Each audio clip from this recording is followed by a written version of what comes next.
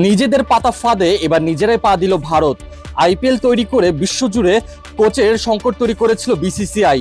এবার সেই আইপিএল এর কারণে ভারত জাতীয় দলের কোচ খুঁজে পাচ্ছে না। ফ্রাঞ্চাইজি ক্রিকেট জনপ্রিয় হয়ে উঠেছে বিসিসিআইয়ের হাত ধরে। সেই ফ্রাঞ্চাইজি ক্রিকেটে কোচিং করানো হেভিওয়েট কোচরা তাই জাতীয় দলে কোচ হতে চায় না। অন্য বোর্ডগুলোর পর এবার খোদ বিসিসিআই পেল এই তিক্ত অভিজ্ঞতা। আইপিএল এর কোচ রিকি পন্টিং সোজা সাপটা উড়িয়ে দিয়েছেন ভারতের জাতীয় দলের কোচ হওয়ার প্রস্তাব। বেশি দিন হয়নি জাস্টিন লাঙ্গার বলেছিলেন ক্রিকেট দুনিয়ার সবচেয়ে বড় চাকরি ভারতের কোচ। একে তো কারি টাকা, তার উপর আকাশচুম্বী জনপ্রিয়তা। ভারতের কোচ তাই কেনা হতে চায়। তবে অস্ট্রেলিয়ার কিংবদন্তি সাবেক অধিনায়ক রিকি পন্টিং সেই লোভনীয় প্রস্তাব ফিরিয়ে দিয়েছেন। বিশ্বকাপের পর ভারত জাতীয় দলের প্রধান কোচ হিসেবে আর কাজ করবেন না রাহুল দ্রাবিড়। বিশ্বকাপের আগে বিসিসিআই তাই আটঘাট বেঁধে নেমেছে নতুন কোচের খোঁজে।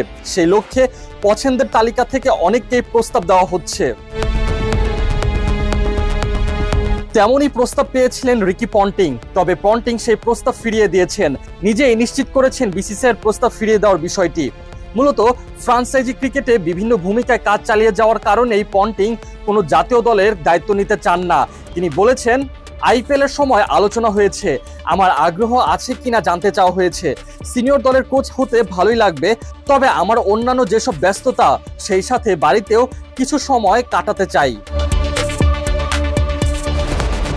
আইপিএলে দিল্লি ক্যাপিটালসের প্রধান কোচ পন্টিং যে দায়িত্বকে আষ্টেপৃষ্ঠে জড়িয়ে রেখেছেন এই কিংবদন্তি।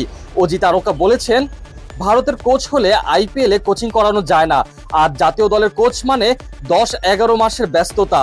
এটার প্রতি যতই আগ্রহ থাকুক না কেন, এখন যে জীবন উপভোগ করছি তার সাথে খাপ খায় না। আইপিএল চলাকালে পন্টিং এর সাথে ছিলেন তার পরিবারের সদস্যরাও।